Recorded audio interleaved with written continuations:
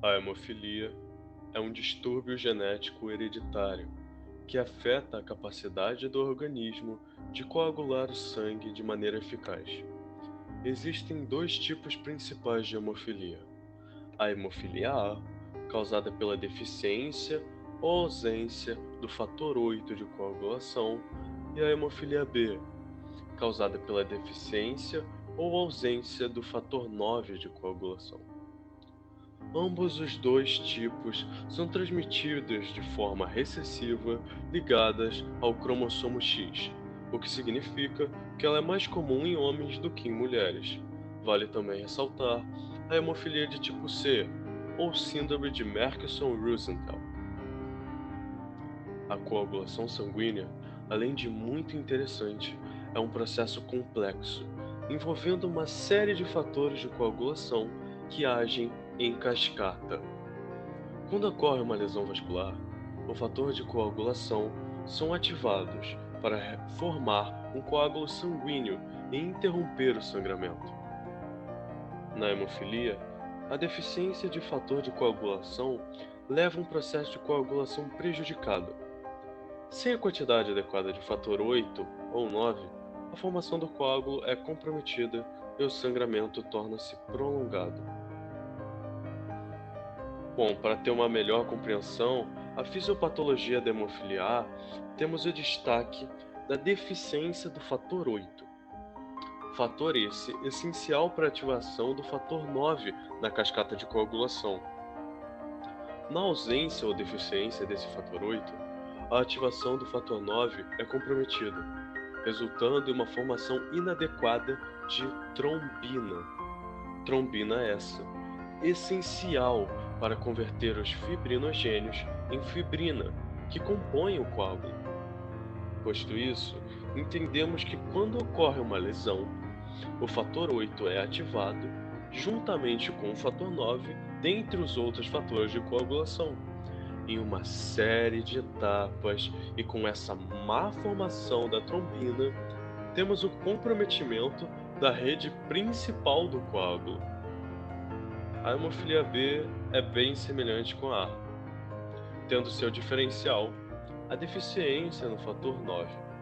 Fator 9, que como vimos anteriormente, é necessário para ativar a formação de trombina, e antes disso, ele forma a tromboplastina, que com a ativação do fator 10 converte a trombina, levando à formação do coágulo.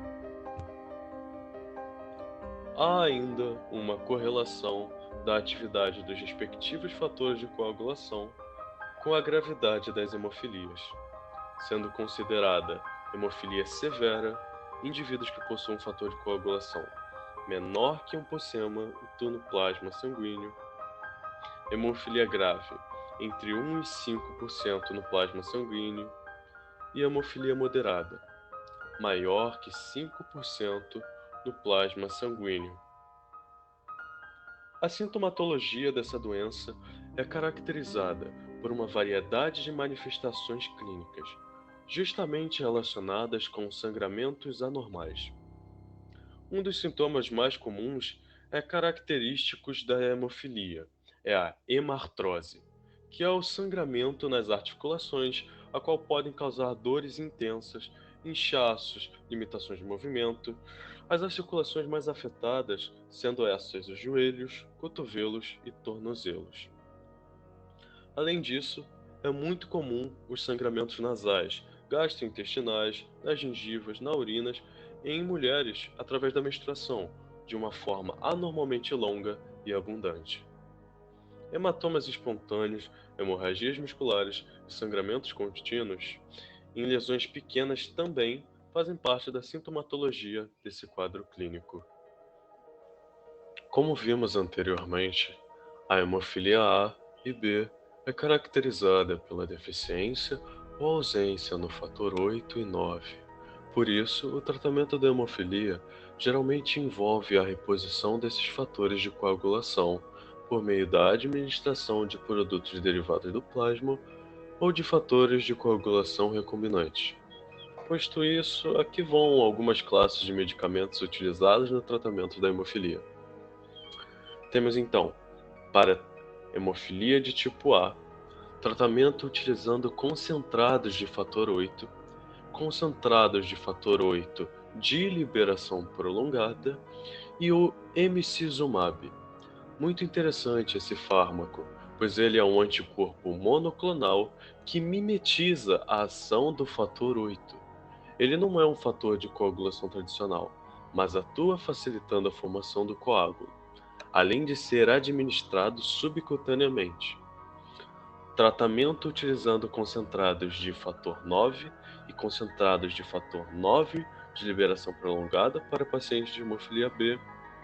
E também há a utilização de agentes hemostáticos adjuvantes, como a desmopressina ou DDAVP, aonde em alguns casos de hemofilia, a desmopressina pode ser usada para estimular a liberação temporária do fator 8 armazenada nas células endoteliais. Isso pode ser útil em situações de sangramento leve. A alimentação também é muito importante para os pacientes com hemofilia. Dito isso, sabe-se que uma alimentação rica em vitamina K é essencial, pois a protombina é uma proteína de muita importância na síntese dessa vitamina, uma vez que é responsável pela conversão de fibrinogênio em fibrina, a qual vimos é um dos principais componentes do coágulo sanguíneo. A vitamina K pode ser adquirida por meio da alimentação de vegetais de folhas verdes, como espinafre, couve, além de óleos que também contêm a vitamina K.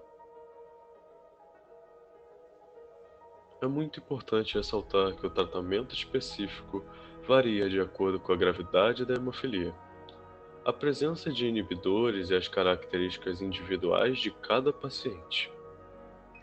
A terapia de reposição do fator de coagulação é fundamental para prevenir e tratar episódios de sangramentos, além de melhorar a qualidade de vida dos pacientes com hemofilia.